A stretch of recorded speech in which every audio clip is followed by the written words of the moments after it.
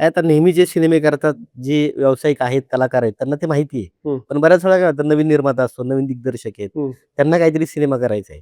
मग यासाठी महामंडळ आपलं काय-काय सहकार्य करतं त्यांना किंवा काय मार्गदर्शन करतं? मी स्वतः निर्माता असल्यामुळे मला माहिती आहे निर्मात्यांचं दुःख काय आहे आणि मी नेहमीच सांगतो, की सर्वप्रथम निर्मात्याला तुम्ही शिकवलं पाहिजे.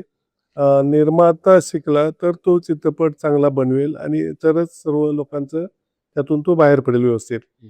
परंतु आपल्या इंडस्ट्रीमध्ये फार प्रॉब्लेम आहे, की ते निर्मात्याला महामंडळापर्यंत पोहोचवून दिलं जात नाही. हं, हं. पण आता मी कंपल्सरी शक्यतो त्या निर्मात्यांना महामंडळात बोलवतो.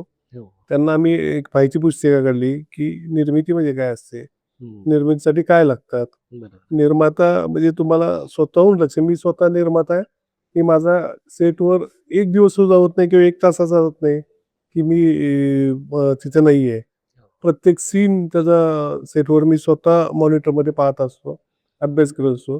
निर्माता सेटवर असाल तर बऱ्याच गोष्टीचा फरक पडतो. बरोबर आहे. एक वचक तयार होतो, एक कामाचं फास्ट होतं सगळ्या वेळ वाचतो वेळ किंवा वाचतो, पैसे अशा गोष्टी येत आपल्या नाही. वाचतात. हं. तर निर्मात्यांनी ठरवलं पाहिजे, की मला निर्माता व्हायचं आहे की इन्व्हेस्टर व्हायचं आहे. बरोबर. हां. तर लोकांना कन्फ्युजन त्यातच होतं, की त्यांना वाटतं पैसा टाकला म्हणजे झालो मी. हं.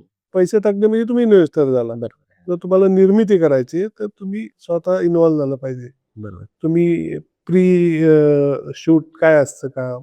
प्री प्रोडक्शन प्री प्रोडक्शनचे काय कामं असतात? शूटिंगच्या दिवसात काय असतं? नंतरचं काय असतं? पोस्टला काय असतंय? नंतर आपण म्हणतो फर्स्ट सीन नंतर काय? आफ्टर सेन्सॉर काय? रिलीजसाठी काय प्लॅन करायचा? बरोबर. ओव्हरसीज मार्केट काय असतंय? त्यानंतर जे वेगवेगळे फेस्टिव्हल होतात ते कसे होतात? वेगवेगळे फिल्म मार्केट असतात, बाजार असतात. हो. तिथं कसं जायचं? फिल्म बाजार हे नाही. स्वतः अभ्यास केलं जायचं. तर ते आता आपल्याला वाणी सर आणि प्रवीण तरडेंच्या माध्यमातून दिसतं, की ते स्वतः फिरतात, हो, बघतात, हो, करतात हो. आणि वेगवेगळे प्लॅन्स हे करून लोकांपर्यंत पोहोचतात. पोहोचतं. पण लोकांना ती फिल्म आपली वाटली पाहिजे. त्यातून येणारा पैसा सुद्धा समाजासाठी ते वापरतात. हे सुद्धा एक मोठं चांगली गोष्ट. त्यांनी गोष्ट केलेली आहे. आणि त्याचंच रिटर्न्स त्याला ते मिळतायत. बरोबर. तर असं काहीतरी केलं आणि आपण एखादं जसा एखादा व्यवसाय करतो किंवा एखादा प्रोजेक्ट टाकतो. तसा हा आपला एक प्रोजेक्ट आहे. भले तो कमीच आहे 2-3 कोटीची फिल्म आहे. हं. पण तो एक प्रोजेक्ट बघून त्या निर्मात्याने बघितलं पाहिजे आणि हा बिझनेस म्हणून केला तरच रिटर्न्स येतील.